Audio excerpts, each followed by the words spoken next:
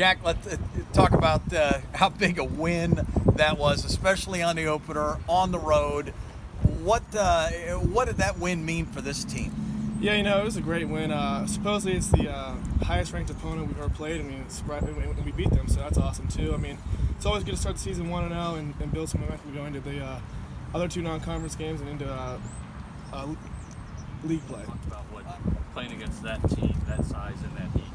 Well, yeah, they were a lot of big guys on defense. I think we kind of almost wore them out a little bit, too. Our offensive line was in great shape, and we have some really big guys, really smart guys up front. And they've all played last year. So just stick to the game plan, and we define. After just 1 week, could it be said it took a lot out of you, or just the opposite? Well, yeah.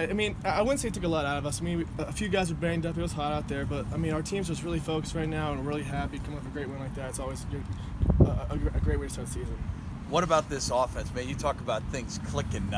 Is it just coming a lot easier? You always hear the old cliche, or things slowing down. What is that offense like for you out there? Well, the offense is great. We're rolling right now. Our coaches put together a great game plan for Indiana State, and then with guys like Ryan Skibinski and Adam Troutman, it's always good to have those guys around.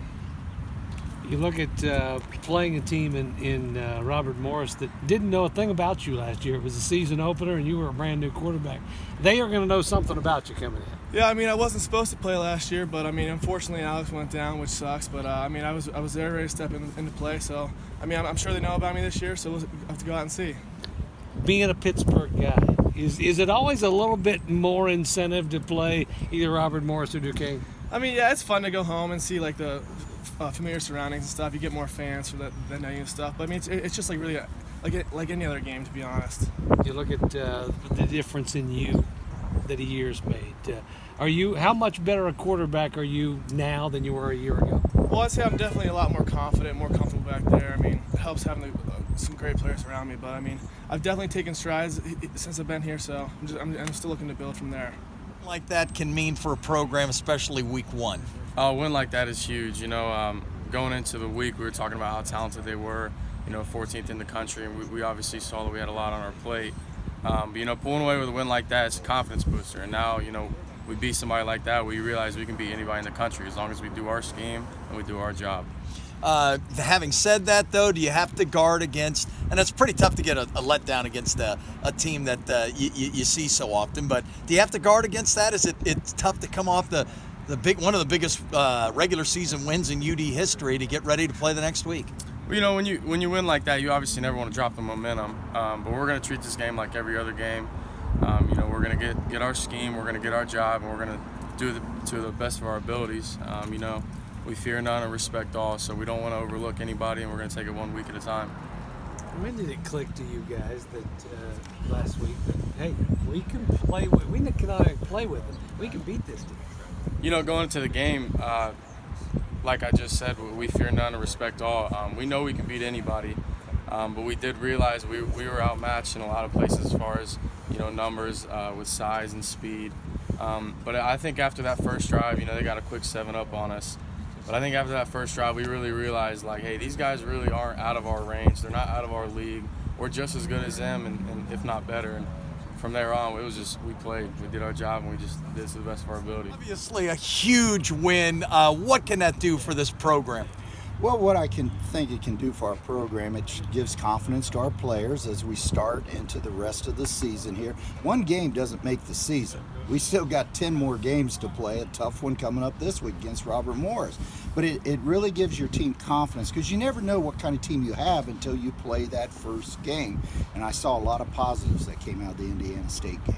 Well, the cliche is teams make their most improvements between game 1 and game 2. That must be good for you because this team played really well last week. We did. We played exceptionally well, especially on offense. But when you look at the film, there's these little things, these little techniques, assignments that we can get better and we need to get better at so that we can continue to play with a winning record. Do you talk about letdown? Obviously it's tougher to do when you're on the road, but coming off a sky-high win like it's been all over the place, that one of the biggest regular season wins in UD history. How do you handle that with your players? Well, you handle it right after the game in the locker room.